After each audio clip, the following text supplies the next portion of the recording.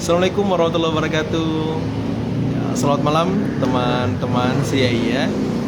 Wah, tidak terasa kita ketemu lagi ya. Ini adalah live ke-70 CIA. Di break CIA ke-70. Masya Allah. Hari ini kita akan ngobrol-ngobrol kembali ya. Uh, dan hari ini pun kita akan menghadirkan tamu spesial kita ya, yang akan sharing-sharing terkait penelitiannya. Iya, bagi teman-teman ya yang baru untuk nonton live CIA, jadi teman-teman, kami di CIA itu mengundang teman-teman peneliti kita untuk sharing terkait penelitiannya.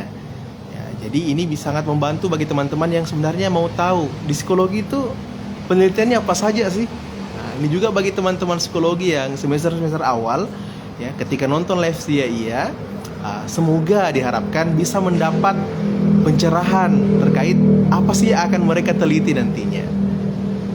Sambil kita menunggu,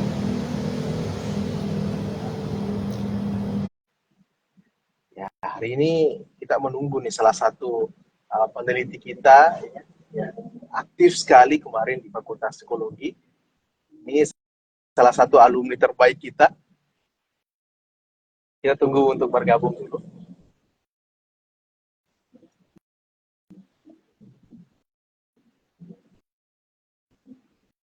Bagi teman-teman yang nantinya kiranya ada beberapa hal yang mungkin ingin ditanyakan, penasaran dengan tema pendiskusian nantinya, silakan.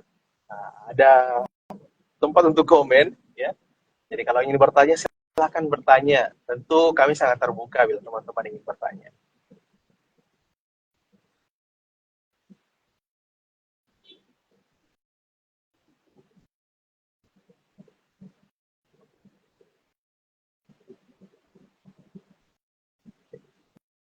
Kita masih menunggu, ya.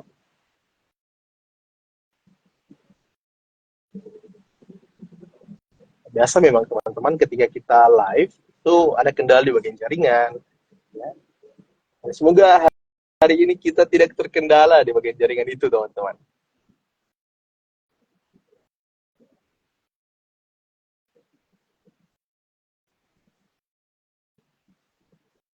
Oke.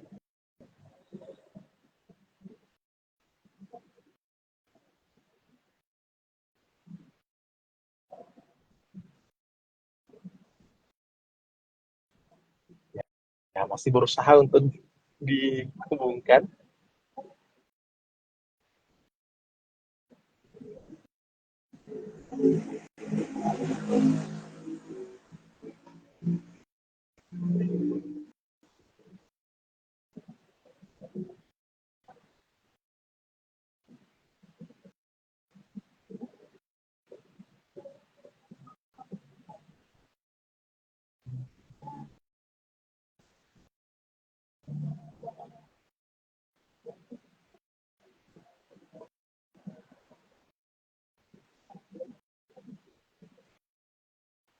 Oke. Oke, karena mungkin saudara, karena sudah, oh, wih, luar biasa. Masya Allah. Wih, subhanallah. Wih, selamat malam, Bung. Baik. Malam Kak Wija. Masya Allah. Bagaimana kabar ini? Saudara, kayaknya makin bercahaya ini wajah ini. Alhamdulillah masih titip Allah. Baik, Masya Allah.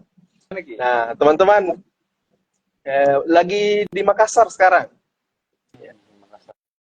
Ya, ini teman-teman pendengar ini yang kalau penasaran dengan saudara Bambang ini, silakan komen nantinya, silakan tanya-tanya langsung dijawab nantinya. Ya. Kalau sekarang di mana posisi sekarang, Bung? Sekarang lagi di Jogja Kak Wija. Lagi 2022. Wih, luar biasa memang. Ini pantas memang dipanggil kembali untuk sharing-sharing dengan teman-teman ini. Masya Allah. Sudah lama kayaknya tidak bersua lagi dengan teman-teman di kampus. Insya Allah. Oke. Oke teman-teman, pagi pendengar ya. Hari ini yang bergabung ini namanya dipanggil akrabnya ini dipanggil Kak Bambang ya. Tuh, Nah, mungkin sebelum lanjut boleh nih kalau diperkenalkan dulu terus aktivitasnya sekarang ini apa? baik, baik. Selamat malam teman-teman. Perkenalkan saya Bambang Pratama, alumni 2015 di Fakultas Psikologi UNN. Saat ini sedang menempuh studi S2 di Universitas Islam Indonesia di Yogyakarta, Kak. Masya Allah, melanjutkan studi tahu. Ini semua jadi motivasi juga nih teman-teman yang lain ini. Amin, amin, Eh, amin ya Allah. Sekedar info teman-teman, Kak Bambang ini ketika di kampus sempat juga menjabat ya aktif di lembaga kemahasiswaan. Ya, kemarin sebagai apa ini Bang kemarin? Kemarin sebagai pemimpin umum yang waktu itu Kak Wija jadi presmanya. Jadi Kak Bambang ini sebagai pimpinan umum ya di salah satu BKM di Fakultas Psikologi namanya Psikogenesis. Ya, Betul. jadi bagi teman-teman yang sekarang jadi kadernya Psikogenesis ya, ini salah satu kakaknya kalian ini. Ya Allah. Nah, iya. Nah, hari ini saya undang, kita panggil Ki Bambang untuk kemudian sharing-sharing karena saya melihat ini menarik ini penelitian ini kemarin waktu skripsi, ya. Jadi Ya, kayaknya tidak puas kalau cuma lewat chat bertanya, makanya wah langsung kayaknya nih kita harus sharing-sharing ya via Instagram supaya banyak teman-teman yang lain tahu juga tentang penelitiannya Kak Bambang ini. Mungkin bisa boleh, boleh. dijelaskan secara singkat ini, Kak Bambang. Kemarin apa sih penelitiannya waktu skripsi di Fakultas Psikologi? Oke, baik, terima kasih kesempatannya Kak Wija. Jadi, penelitian yang saya angkat kemarin itu judulnya hubungan grit terhadap stres akademik khusus pada mahasiswa yang sedang mengerjakan skripsi di Fakultas Psikologi. Grit ini diangkat dengan variabel stres akademik berdasarkan dengan penelitian sebelumnya yang dilakukan oleh Lee waktu itu di tahun 2017. Dia menjelaskan bahwa ini saling berkorelasi satu sama lain. Nah, berdasarkan Oke. penelitian tersebut, saya coba lakukan juga di Indonesia terkhusus pada responden yang melibatkan mahasiswa yang sedang mengerjakan skripsi. Kurang lebih seperti itu.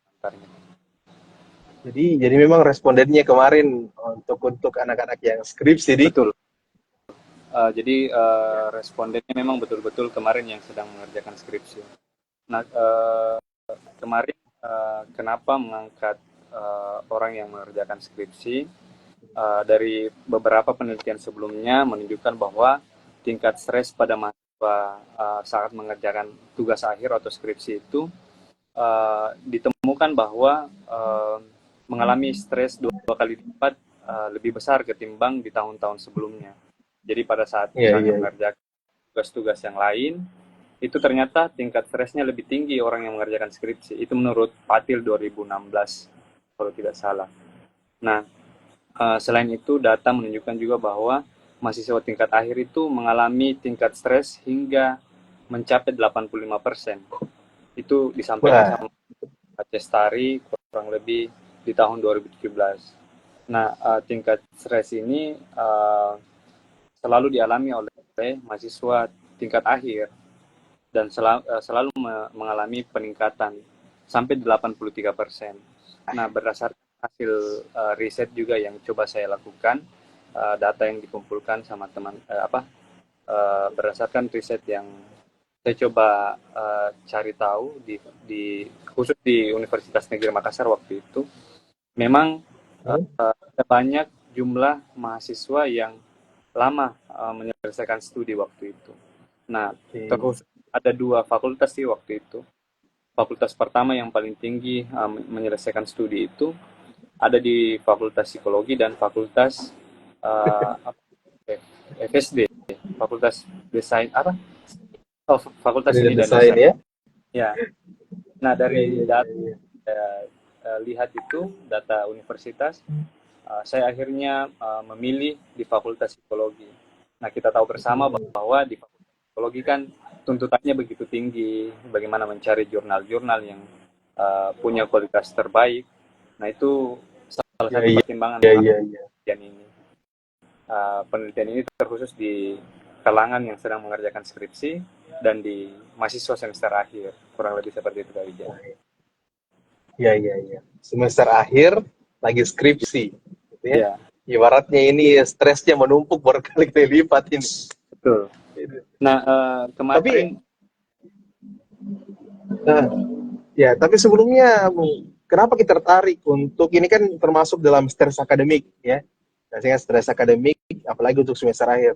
Kenapa kita tertarik untuk pilih ini, kenapa meneliti tertarik? stres akademik? Oke, eh, pertama waktu itu saya juga sedang berada di posisi mahasiswa tingkat akhir dan Ya, yang ya, ya. alasan secara pribadi, saya waktu itu mahasiswa tingkat akhir, kemudian saya juga sebenarnya rentan terhadap stres, makanya Ya, penelitian ya, ini ya, ya, ya. proyeksi untuk diri sendiri. Itu alasan pertama. Nah, Oke, yang oke, kedua, oke. kenapa akhirnya memilih grid di apa lagi namanya? Saya mengambil keduanya di samping stres, grid juga saya ambil. Oh, saya mengaku juga bahwa diri saya itu tidak grid. Jadi dan akhirnya kan jurnal penelitian yang uh, saling berkorelasi. Ada yang bilang penelitian yang disampaikan ini bahwa stres dan grid memang itu saling berhubungan satu sama lain. Nah, akhirnya saya angkatlah penelitian ini karena itu mencerminkan diri saya dan di lain sisi juga beberapa penelitian juga menyampaikan bahwa memang tingkat stres di mahasiswa akhir itu sedang tinggi-tingginya. Jadi kalau kita bandingkan Ya, ya, ya. survei antara mahasiswa semester awal, kemudian semester tengah, kemudian semester akhir, memang tingkat stresnya itu lebih tinggi dibanding mahasiswa-mahasiswa lain. Akhirnya mengerucut kenapa diambil subjeknya mahasiswa tingkat akhir. Itu yang pertama. Kemudian Terakhir. uh, ada banyak sebenarnya yang memicu seseorang terhadap stres. Nah, kadang-kadang juga seseorang dalam uh, melakukan atau mengcoping stresnya itu beda-beda. Nah, grid ini Oke. apa, salah satu opsi atau salah satu hal atau sebagai salah satu sumber daya psikologis yang dinilai mampu menurunkan stres akademik itu. Stres Akhirnya, akademik. ya, akhirnya itulah yang menjadi landasan kenapa saya memilih judul ini seperti itu. Ya, tahu. Jadi kayak lebih dekat dengan kita dirasakan Ki bagaimana stresnya. Ya, Karena betul memang betul. beberapa peneliti kemarin mereka memilih penelitiannya itu karena penelitiannya itu dirasa dekat dengan peneliti itu sendiri, baik Ya, dialami secara personal maupun orang-orang terdekatnya. betul. Nah, tapi dari tadi ini kita bicara tentang grit yang kemudian bisa menurunkan untuk stres akademik. Mungkin bisa dijelaskan kepada teman-teman, sebenarnya yang dimaksud grit ini apa ini?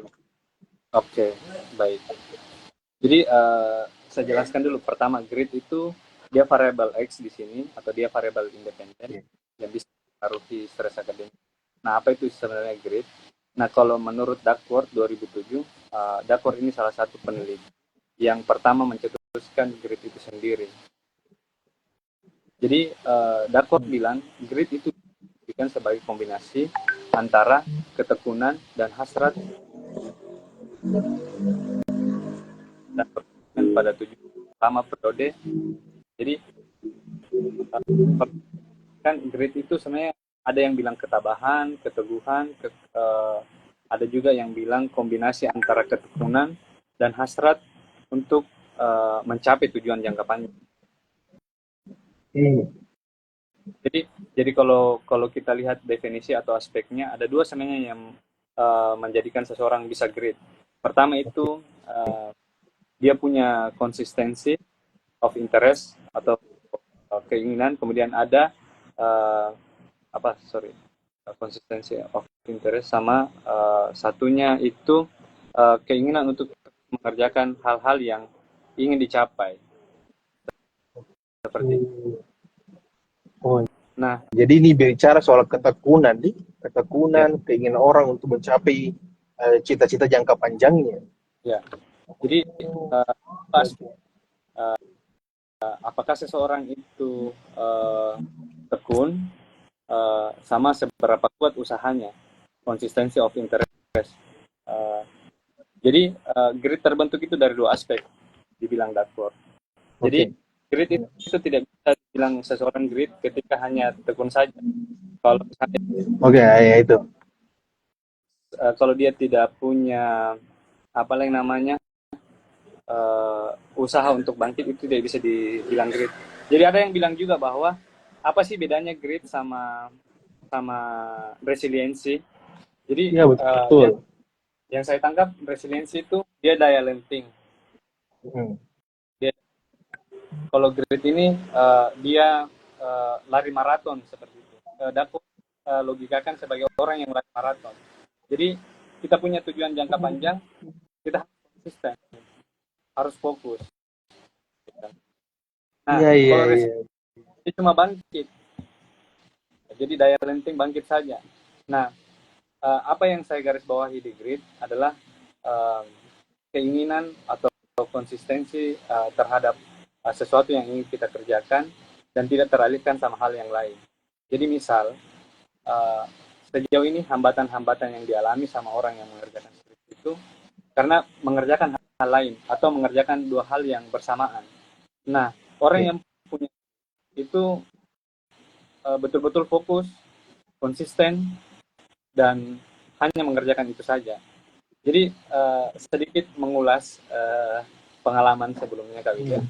Waktu itu, waktu saya mengerjakan skripsi, di samaan saya juga menjabat sebagai pengurus lembaga kemahasiswaan di BEM Universitas Negeri Makassar. Nah, saya mengerjakan dua hal yang bersamaan. Satu skripsi, satu terlibat di lembaga kemahasiswaan. Nah, teorinya kalau kita relatekan sama kehidupan saya sehari-hari, betul. Punya grit. Orang tidak bisa grit kalau mengerjakan dua hal. Saya tidak bisa menyelesaikan skripsi saya waktu itu dengan cepat karena mengerjakan dua hal yang bersama. Jadi pesan yang mau disampaikan sebenarnya di grit itu, kalau teman-teman punya tujuan, ya harus konsisten dan harus fokus. Konsisten dan fokus. Ya tahu. Menarik ketawa ini. Jadi itu yang mungkin jadi pertanyaannya teman-teman yang lain yang ketika baca atau mendengar istilah grit, ya apa bedanya dengan tadi resiliensi? Bagus sekali tadi pengandaiannya. Jadi kalau resiliensi tadi itu bagaimana orang bangkit ketika jatuh dari keterpurukannya, ya, daya lentingnya. Nah kalau resiliensi, bagaimana dia lari maraton sampai ke tujuannya. Terbalik. Kalau resiliensi hanya daya. Kalau grit, lentingnya itu terus menerus maraton. Jadi lari maraton. Jadi di situ ada juga konsistensi, konsistensinya orang untuk capai ke tujuannya. Makanya tadi di awal disebutkan intinya grit juga adalah konsistensi dan juga keinginan yang kuat. Iya, betul. Jadi kan kalau kita lari maraton itu sama dengan grit. Nah, orang lari maraton itu kan dia fokus mencapai tujuan, mencapai garis finish. Nah, larinya itu tidak pernah cepat. Maksudnya larinya stabil. Jadi dia tidak pernah terburu-buru atau tergesa-gesa untuk mencapai dengan cepat, tapi dia fokus pada mencapai tujuannya saja, apapun yang dilakukan. Jadi ketika ada hambatan, ada halangan, itu karena fokusnya finish, mencapai tujuan. Kalau resiliensi itu lebih ke cuman bangkit saja dari keterpurukan. Jadi kalau kita ibaratkan grit itu memang tujuannya jangka panjang dan jelas arahnya apa yang mau dicapai. Seperti itu.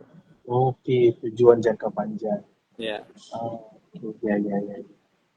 Oke. Jadi bukan hanya persoalan orang yang teguh untuk mencapai tujuan jangka pendeknya, jadi yang kayak buru-buru tuh dikerja, Ya. sungguh-sungguh tuh dikerja, itu belum disebut sebagai grit.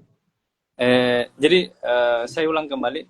Jadi ada dua aspeknya grit ketika orang dikatakan grit. Satu itu consistency of interest atau seberapa tinggi keinginannya seseorang untuk mengerjakan dan konsisten terhadap hal yang dikerjakan itu. Kemudian yang kedua adalah perseverance of effort. Usaha yang dikeluarkan itu harus kuat. Jadi ketika punya masalah, hambatan dalam mencapai tujuan, dia tidak teralihkan begitu saja. Karena ada yang seperti ini di beberapa orang ketika misalnya kalau kita spesifikkan terhadap skripsi, di skripsi itu kan atau di penelitian tesis atau skripsi kadang permintaan revisi misalnya dari dosen lumayan berat, misalnya ya tambah referensinya, cari jurnal internasional. Nah, ketika menghadapi hambatan seperti ini, ketika orang yang tidak punya perseverance of effort atau keinginannya usahanya yang sedikit, nah itu bakal teralihkan. Jadi dia dia tidak mampu mengerjakan. Coping stressnya Ya. beda ya. Ya. Nah jadi dua titik orang dikatakan grit. Pertama itu konsisten mengerjakan itu terus, skripsi terus dia kerjakan. Terus ketika dikasih revisi dia bisa kerjakan, dia kerjakan saja. Jadi tidak menyerah seperti itu. Nah, kalau kita bicarakan konsistensi, kalau kita mengerjakan, tentu kan kalau di keseharian bukan cuma skripsi saja yang dikerja, kan? Yeah. Nah, jadi orang yang kerja skripsi mungkin kayak tadi kita bilang, ada mengerjakan hal yang lain, ya, karena kan ibaratnya kehidupan orang per part gitu ya, ada kehidupan di kampus, ada kehidupan pribadi, mungkin di rumah. Nah, apakah orang yang mengerjakan hal lain, ya, selain memfokuskan kesehariannya pada mengerjakan skripsi atau pekerjaan yang dituju itu, apakah itu tidak disebut sebagai grit?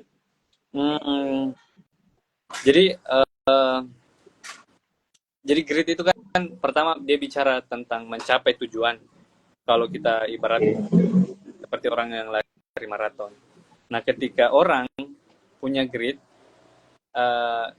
dia mengerjakan hal itu saja, dia akan cepat sampai.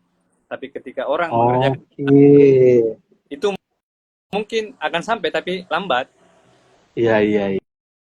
Sama seperti saya waktu saat itu, karena saya mengerjakan dua hal yang bersamaan.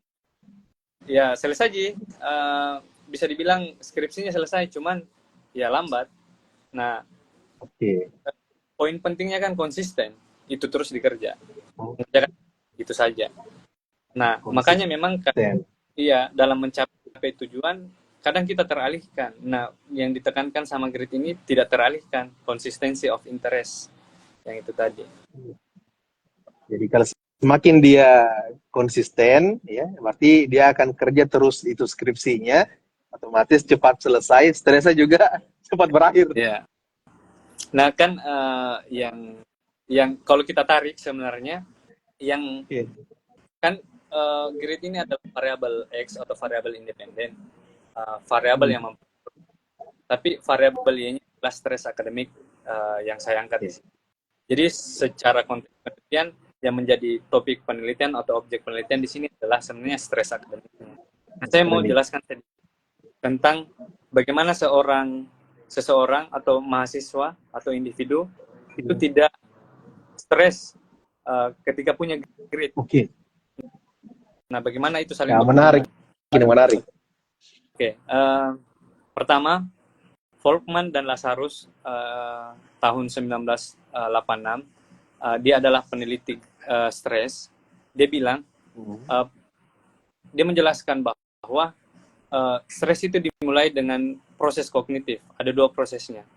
Pertama, proses kognitif. Yang pertama itu adalah kognitif apresial atau penilaian pertama terhadap otak. Jadi stres itu adalah ketika seseorang merasa terancam dan dia tidak mampu mengerjakan sesuatu yang mengancam itu atau menyelesaikannya, dia akan stres. Kan seperti itu definisinya. Tapi tapi Volkmann bilang sama Lazarus ada dua prosesnya sebelum menuju orang stres. Pertama, penilaian kognitif appraisal, dia bilang. Kognitif appraisal ini yaitu evaluasi kognitif untuk menilai apakah suatu lingkungan yang dihadapinya berpotensi mengancam. Jadi misal kalau kita kontekskan sebagai skripsi penelitian saya, ketika dikasih revisi, apakah itu akan mengancam dirinya atau tidak? Kan dosen biasanya memberikan revisi, ada yang berat, ada yang ringan. Nah itu proses penilaian pertama dulu terhadap diri, penilaian pertama terhadap respon tubuh. Apakah saya terancam ketika tidak bisa? Ya. Terus kalau misalnya tidak terancam, kita akan beralih ke Volkmann dan Lazarus bilang seseorang akan beralih ke penilaian kedua atau yang disebutnya secondary appraisal. Nah, secondary appraisal ini menilai, yaitu penilaian mengenai sejauh mana sumber daya yang dimiliki seseorang mampu mengatasi sumber yang mengancam tersebut. Jadi pertama itu cuma mengancam atau tidak. Kedua, penilaiannya bisa dia kerjakan atau tidak, atau dia mampu menyelesaikan atau tidak. Oke. Nah, ketika tidak mengancam, tapi secondary appraisalnya bilang tidak ada sumber daya yang mencukupi untuk mengerjakan itu, maka dia akan stres. Oke. Nah, atau ketika misalnya dikasih revisi, penilaian pertama bilang, oh tidak bisa saya kerjakan ini, atau mengancam ke ini. Tapi secondary appraisalnya bilang, oh masih bisa tempuh jalan lain. Kayaknya ada AI yang bisa saya pakai. Nah, dia tidak akan stres. Oke. Kemudian, kenapa grade bisa menurunkan stres akademik? Jadi, dibilang di penelitian Lee 2017 itu, dia bilang seseorang yang memiliki grade itu seseorang yang memiliki skor grade yang tinggi erat kaitannya dengan learning achievement goal orientation, sehingga individu dengan grade yang tinggi tidak takut mengalami kegagalan. Jadi sebenarnya yang buat stres seseorang adalah penilaian terhadap dirinya. Terhadap dirinya. Iya, Lee bilang, peneliti Lee bilang 2017 bahwa ada dua faktor yang memicu seseorang stres. Pertama itu aktual akademiknya. Jadi penilaian sejauh mana dia objektif menilai dirinya bahwa dia gagal. Penilaian objektif yang pertama. Yang kedua, perceived academic failure atau persepsi subjektif mahasiswa bahwa dirinya mengalami kegagalan. Nah, yang paling erat kaitannya seseorang mengalami stres adalah penilaian kedua. Karena penilaian subjektif tidak menilai secara objektif dirinya. Iya. Nah, itu yang salah satu faktor yang mengakibatkan seseorang mengalami stres. Karena dia menilai bahwa dirinya gagal. Penilaian subjektifnya. Nah, dia menilai, orang yang menilai bahwa dirinya gagal lah. Ini orang-orang yang rentan stres akhirnya ya. Betul. Apa kaitannya dengan grade? Nah, grade tidak pernah berbicara tentang kegagalan. Tidak pernah berbicara tentang kegagalan. Grade itu tidak pernah berbicara tentang kegagalan. Karena grade itu cuman berfokus pada keinginan untuk mengerjakan hal yang itu saja, itu satu, atau konsistensi of interest. Jadi konsisten mengerjakan itu saja. Kedua, perseverance of effort. Perseverance of effort adalah usaha yang dilakukan. Jadi kalau kita sederhanakan, grade itu tidak menilai hasil. Grade itu tidak pernah menilai atau hasil itu adalah belakangan. Bagaimana berusaha dulu mengerjakan, dikerjakan saja. Kan kalau kita tarik, makanya yang dinilai konsistensinya ya, konsistensi. Iya. Jadi selama ini kalau saya beberapa kali menanyakan ke teman-teman waktu bersamaan skripsi waktu itu, apa sih belum mengerjakan, kenapa sih belum dilanjut? Ada respon beberapa macam. Ada yang menyampaikan bahwa sulit menemukan referensi, atau belum mencoba ketemu sama dosen karena belum mampu menjelaskan hal yang dinilai yang diminta sama dosen itu belum bisa dijelaskan dengan baik. Kemudian ada juga yang menilai bahwa dirinya itu naskah yang diketik itu belum sempurna. Jadi kalau kita tarik, hal-hal ini semua adalah penilaian subjektif atau yang disebut tadi sama Lee adalah perceived academic failure. Jadi dia gagal sebelum memulai.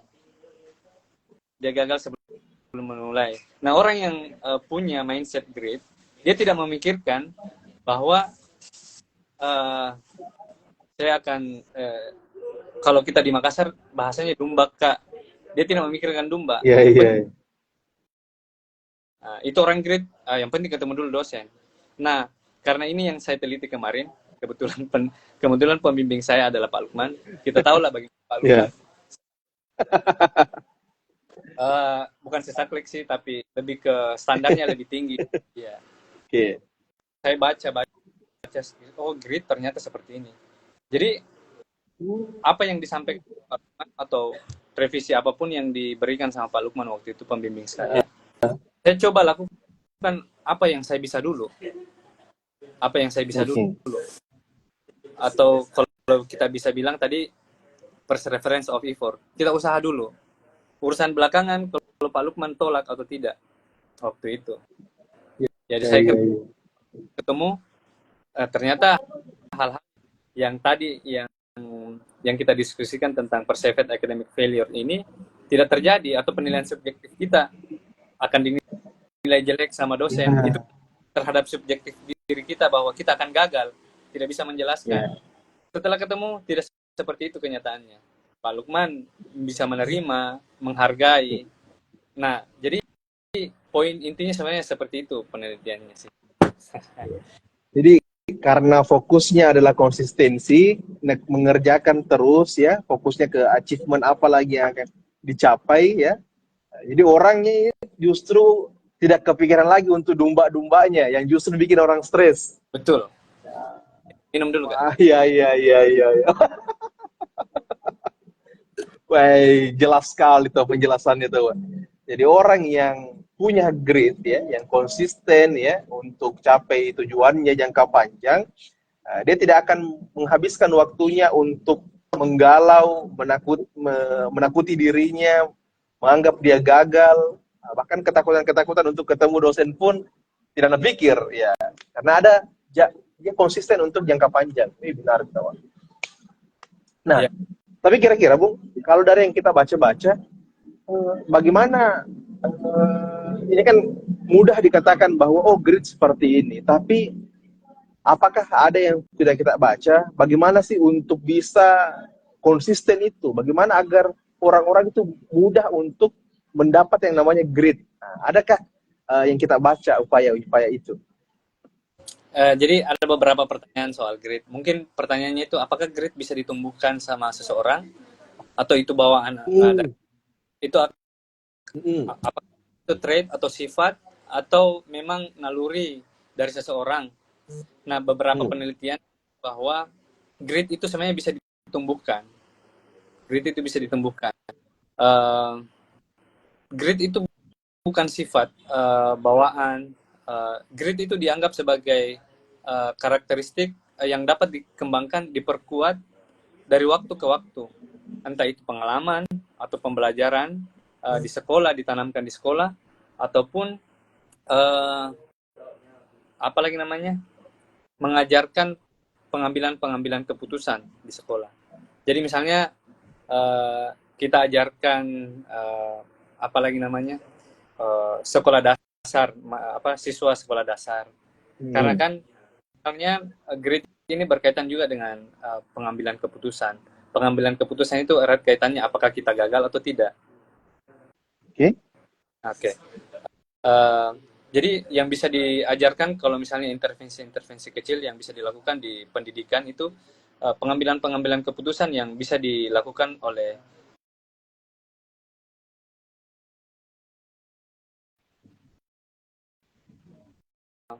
mengambil kegagalan, tidak perlu takut mengambil keputusan. Kalau gagal jadi pembelajaran, kalau berhasil dipertahankan. Kurang lebih seperti itu. Jadi grit itu bukan hal, tapi grit itu adalah hal yang bisa dibangun, dibentuk, dan ditanamkan kepada orang-orang. Yang paling penting juga itu di sekolah sih sebenarnya. Ini ibarat pembelajaran di sekolah ini usaha tanpa henti ya. Iya, jadi memunculkan keberanian pada siswa, kemudian apalagi namanya keinginan guru-guru untuk menyampaikan atau menanamkan kepada siswa untuk mengejar minat siswa. Pokoknya jangan takut minatnya misalnya, dan yang paling penting sebenarnya membangun tujuan yang realistis.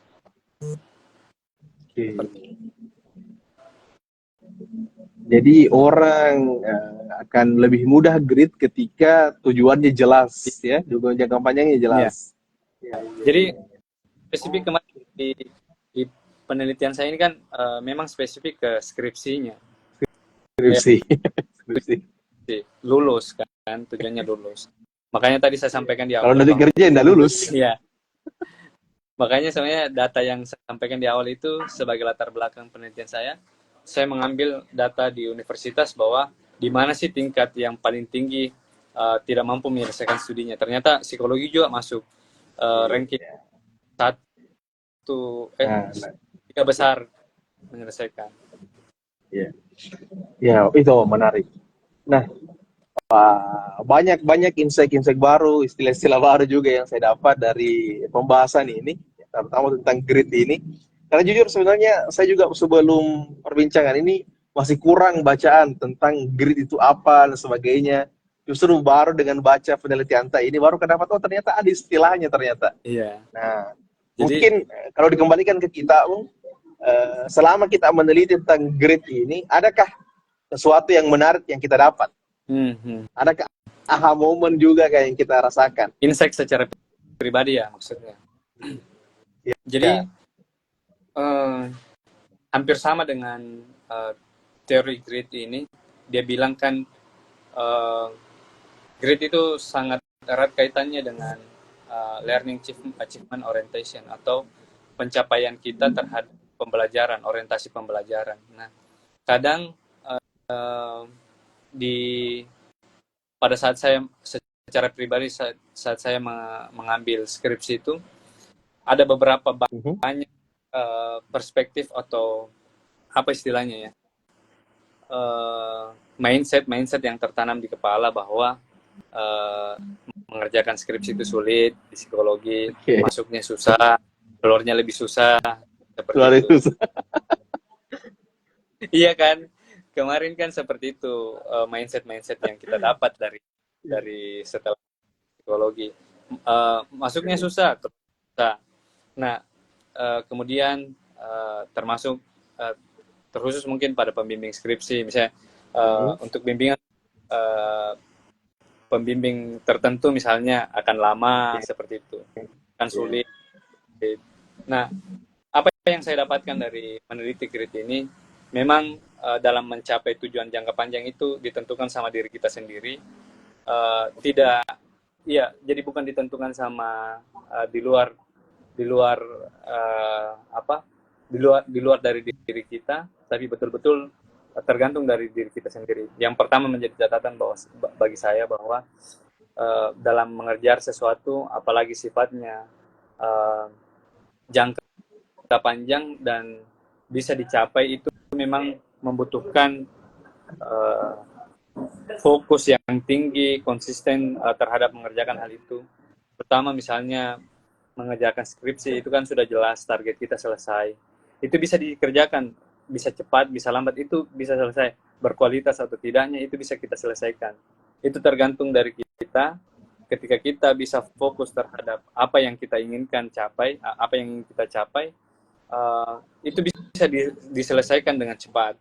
Misalnya membangun effort yang lebih tinggi dan menerapkan bahwa konsisten itu adalah hal yang bisa diraih dengan jangka panjang, itu bisa dilakukan. Kemudian yang kedua terkait stres. Stres itu memang ada banyak faktornya, tapi faktor yang paling menentukan apakah kita stres itu adalah penilaian subjektif kita tadi itu, yang terkait dengan penilaian terhadap diri sendiri, apakah menilai dirinya gagal atau tidak. Jadi mengambil keputusan atau memutuskan sesuatu itu memang betul-betul diperlukan objektivitas, tidak menilai saja, karena penilaian subjektif ini akan mematikan kita sendiri, bukan iya, mematikan diri kita sendiri. Karena ada banyak hal yang saya temui pada saat mengerjakan skripsi, belum mengerjakan kita sudah patah, kita sudah tidak semangat. Itu penilaian subjektif, akhirnya tidak dikerjakan. Pembimbing lama selesai. Ya seperti itulah ya, terus menerus. Akhirnya lama selesai. Belum dimulai kita sudah patah. Iya. Yang patahkan pun diri kita sendiri. Wah. Adalah penelitian yang cukup baru juga sih waktu saya mengambil variabel ini. Saya cek ternyata belum ada yang meneliti tentang ini waktu itu. Yang meneliti stres sudah banyak sih sebenarnya. Cuman yang meneliti grit ini, mengaitkan grit sama stres itu belum ada di waktu itu, masih sedikit sih waktu itu di Indonesia. Saya kurang tahu sih, tapi menurut literatur yang saya coba cari itu masih sedikit. Terkhusus di psikologi, waktu itu di psikologi UNM belum ada yang meneliti. Nah, bersamaan waktu itu saya dengan Nurul 2016 meneliti grit. Setelah itu sudah ada beberapa yang mengembangkan grit juga, yang meneliti grit. Itu sih. Iya. Ini nih, Kak Bambang ini jadi salah satu orang yang membawa ilmu itu ke psikologi UNM. Masya Allah. Nah, kira-kira Bang, begini Bung, ketika kita meneliti grit ini, bahkan akhirnya menyelesaikan skripsi, tentu sebagai peneliti masih menganggap, wah masih ada hal yang bisa dikembangkan. Nah, kalau dari kita, dari penelitian ini, apakah ada saran penelitian lanjutan ketika ada teman-teman mungkin yang tertarik juga meneliti stres akademik ataupun meneliti grit itu? Oke. Apalagi namanya suggestion, saran penelitian ya. Saran penelitian. Nah, sekarang ada banyak sih yang mempengaruhi yang bisa dikaitkan dengan grit. Misalnya mungkin apakah memang betul-betul orang yang punya grit yang tinggi itu bisa dikaitkan dengan kesejahteraan seseorang. Apakah orang yang punya grit itu betul-betul sejahtera? Itu didalami lebih jauh sih menurut saya. Karena seperti kita, grit itu kan mengerjakan hal yang membutuhkan effort yang tinggi, kemudian butuh konsisten. Nah, kita tahu bahwa manusia itu kan ada banyak kesibukan, punya ada hal lain yang masih dikerjakan. Nah, kalau misalnya kita kaitkan dengan well-being, apakah orang grit itu betul-betul sejahtera sih secara psikologis atau tidak? Karena aku enggak sih. Nah, mungkin ini bisa dieksplorasi lebih lanjut soal itu. Oke. Menarik. Nah, sama mungkin juga. Ini menarik. Iya, kenapa? Menarik karena memang beberapa waktu yang lalu ada beberapa teman-teman dari yang masih jadi mahasiswa ini juga bertanya, kira-kira well-being ini kan sudah sering diteliti, kira-kira apa ya bagus yang menjadi pendampingnya? Iya, betul. Ya, ternyata bagus juga di ranah grit ini. Iya. Ya.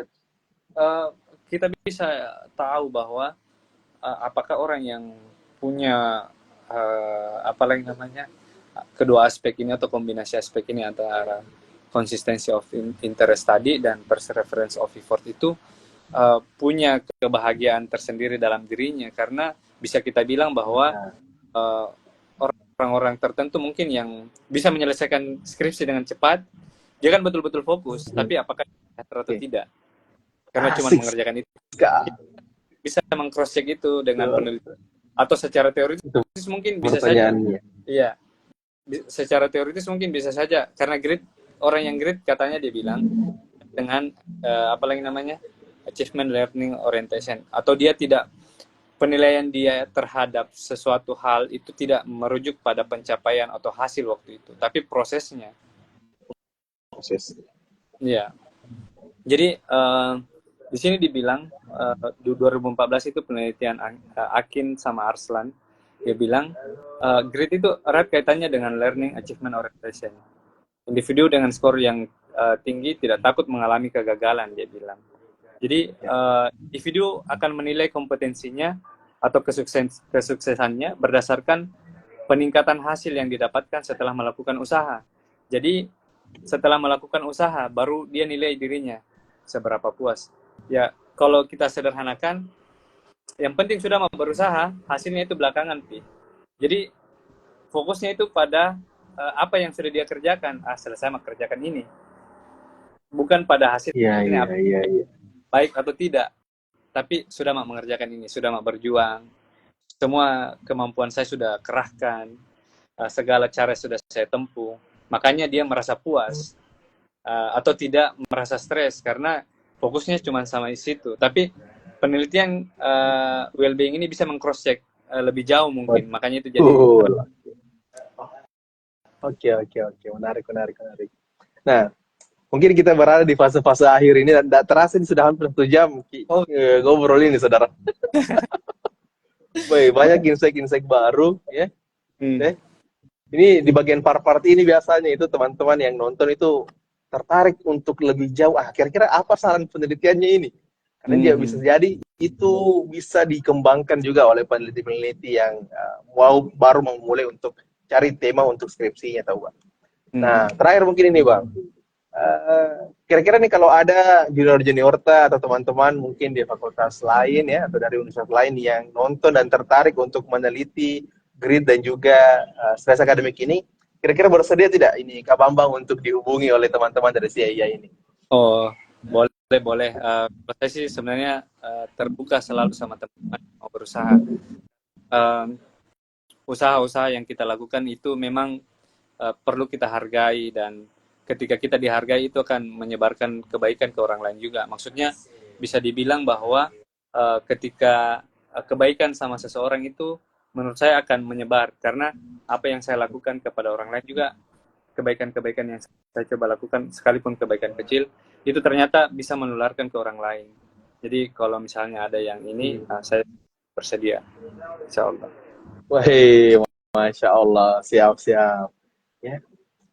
Nah, ini jadi lampu hijau bagi teman-teman yang mungkin nonton dan juga bagi teman-teman yang tertarik untuk meneliti grid dan juga stres akademik ini. Nah, mungkin terakhir ini Kak Bambang, ada saran tak untuk para peneliti-peneliti muda ini yang masih di fakultas nih? Ya. Kalau terkait dengan grid itu mungkin karena ini konteksnya kemarin cukup sempit hanya di Fakultas Psikologi UNM, barangkali ini bisa dikembangkan lebih luas. Entah itu kita spesifik sama hal-hal yang lain yang sifatnya jauh lebih menekan. Ini kan salah satu part kecil kalau di skripsi misalnya, orang mengerjakan skripsi. Mungkin bisa dilakukan penelitian serupa, tapi dengan konteks yang berbeda pada orang yang mencari pekerjaan misalnya, atau orang yang sedang mengejar juara para atlet misalnya, atau orang yang sedang menyelesaikan buku misalnya. Ada banyak hal sebenarnya yang bisa dieksplorasi pada subjek penelitian sendiri sih. Semakin keras sebenarnya tuntutannya atau effort yang harus dikeluarkan, mungkin di bagian itu per grade-nya. Oke, udah luar biasa insight-nya ini untuk teman-teman juga ini. Oke, mungkin ada kata-kata sebelum kita menutup, mungkin ada pesan-pesan terakhir juga Bang untuk teman-teman penontonnya CIA. Pertama, semoga kegiatan-kegiatan seperti ini bisa hadir supaya teman-teman yang lain itu bisa lebih mudah merefleksikan atau menemukan ide-ide baru terhadap penelitian, karena sekarang kemajuan teknologi itu semakin canggih. Kalau kita dulu kan harus membaca dulu, kalau di era sekarang dengan mendengarkan seperti ini kita sudah bisa mendapat insight, tidak perlu usaha yang lebih keras. Dengan mendengarkan banyak orang bercerita, ada banyak insight juga yang bisa kita dapat.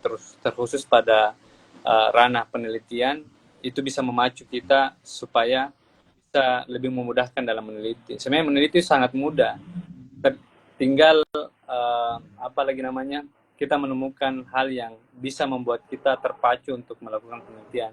Nah, salah satu platform yang menyediakan sarana yang seperti ini menurutku perlu diapresiasi dan terus dilanjutkan sih, Kak Wija. Iya, siap. Terima kasih nih Kak Bambang. Siap. Ya karena memang ini juga jadi penutup ya teman-teman, bahwa kenapa kami dari CIA, teman-teman dari CIA mengundang para peneliti untuk tampil dan berbicara, karena kita sama-sama sadar orang-orang yang mengerjakan skripsinya itu bukan singkat dan tentu banyak keringat dan air mata yang mungkin yang keluar. Kita mencoba untuk menghargai para peneliti, jangan sampai skripsinya itu hanya berakhir di perpustakaan, di rak-rak buku, tapi kita ingin skripsinya itu juga lahir dan tetap diobrolkan di ruang-ruang publik seperti ini, teman. Itu harapan dari teman-teman saya. Iya. Oke, mungkin tambahan mungkin ada juga hal yang mau disampaikan. Oke, silakan. Saran sih sama teman saya, iya. Semoga platform ini makin berkembang. Saya mau sarankan sebenarnya teman-teman saya itu setelah melakukan diskusi seperti ini, mungkin ada semacam infografik, hal-hal yang menarik yang menjadi catatan itu yang dipublikasi, sehingga teman-teman mungkin yang tidak sempat atau mendengarkan secara keseluruhan obrolan kita, itu bisa dengan mudah dibaca mungkin lewat infografis yang lebih instan seperti itu sih. Siap. Baik, terima kasih banyak ini sarannya. Sukses. Memang sebagai mantan pimpinan umum sangat jeli. Masya Allah, Oke, terima kasih. Ini Kak Bambang sudah sharing dengan teman-teman. Sehat-sehat selalu. Semoga dimudahkan kita dalam menuntut ilmu di sana ya. Dan semoga lekas untuk kembali lagi. Amin. Oke, sekian teman-teman. Semoga kita bertemu di live ya, SIA Break selanjutnya. Ya, ini sudah ke-70 dan semoga akan terus berlanjut. Oke, sekian. Assalamualaikum warahmatullahi wabarakatuh. Waalaikumsalam warahmatullahi wabarakatuh. Terima kasih banyak saya.